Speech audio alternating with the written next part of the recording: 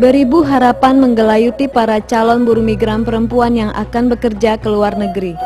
Mereka menganggap hanya di luar negerilah mereka dapat memperoleh imbalan yang cukup untuk meraih harapan mereka. Seperti halnya Mimin yang sudah 2 kali mencoba untuk mengadu nasib ke Arab Saudi, dengan alasan kehidupannya pada waktu itu serba kekurangan. Namun pekerjaannya sebagai pembantu rumah tangga tidaklah semudah yang ia bayangkan. Kerja itu dari 4:30, bangun 4:30, ya nyiapin pakaiannya. Itu yang kemarin mah apalagi 6 anaknya, semua masih kecil. Saya kan udah melebihi batas itu, jam 1 kan bangun 4:30, berapa jam itu tidur? Cuman 4,5 jam kan? Udah kerja kayak mesin lagi, nggak berhenti-berhenti, orang nggak ada yang membantuin sama sekali dari memasak, anak 6 itu, kamar mandi 8. Itu walaupun saya sakit, nggak sama sekali nggak peduli gitu, mesti kerja. Seperti kebanyakan calon buruh migran lainnya, Mimin lebih memilih pengurusan proses keberangkatan melalui sponsor atau calo tenaga kerja dibanding melalui jalur resmi yang disediakan pemerintah. Orang saya kan kalau ngurus-ngurus surat ya, walau saya bukan nggak tahu gitu ya melalui Depnaker ya. Ke kelurahan aja kan mesti pakai uang ya, mesti apalagi namanya mau kerja ke Saudi ya, harus mesti sama Pak Lurah itu kan mesti ngasih buat uang rokok apa gimana gitunya, belum ke kecamatan ntar ya, belum ke kabupaten kan mesti gitu ya, mesti berurutan mungkin ya, baru ke Depnaker. Tuh masalahnya itu, bukannya saya nggak ngerti karena nggak ada uang gitu. Kalau melalui sponsor kan langsung. Jadi langsung kan ditanggung biaya sama sponsor, pokoknya segini, udah langsung kamu bisa berangkat gitu. Kalau dilihat dari segi biaya, ya kita kan lebih murah. Kita kan nggak pernah ngambil apa-apa, kita nggak pernah bayar. Yang itu kan PJTKI.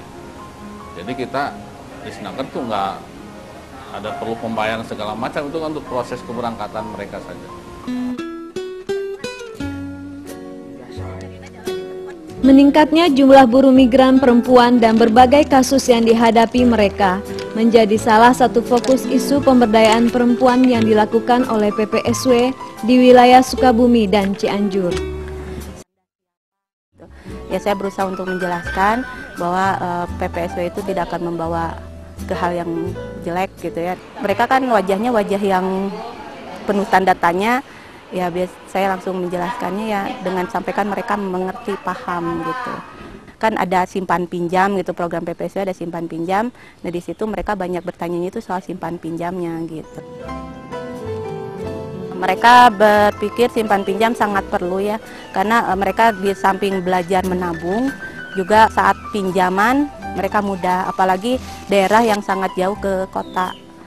Dalam pertemuan-pertemuan bulanan kita membahas tentang informasi yang berkaitan dengan buruh migran, informasi-informasi tentang permasalahan buruh migran, tentang keberangkatan, juga memfasilitasi penanganan kasus yang berkaitan dengan buruh migran. Untuk memberikan penyebaran informasi tentang hak-hak TKW buruh migran ini, PPSW bekerja sama dengan PJTKI untuk memberikan training-training predipartur Nah, lewat training ini sebenarnya sangat bagus dalam rangka penguatan terhadap mereka. Jadi ketika pergi bekerja ke luar negeri, mereka sudah mendapat bekal percaya diri, terus informasi-informasi tentang apa aja yang harus dia lakukan, yang tidak dilakukan, dan juga bagaimana dia nanti ketika ada masalah dia akan melaporkan kemana, begitu. Ongkos sosial yang harus ditanggung buruh migran yang bekerja di luar negeri sangat besar. Padahal mereka adalah pahlawan devisa yang menyumbangkan pemasukan uang yang begitu besar kepada negara. Upaya yang dilakukan PPSW memang belum cukup untuk mengubah kondisi buruh migran ke arah yang lebih baik. Pengorganisasian dan pemberdayaan yang dilakukan harus didukung oleh kebijakan dan political will pemerintah untuk memberikan perlindungan hukum dan sosial bagi buruh migran, khususnya buruh migran perempuan.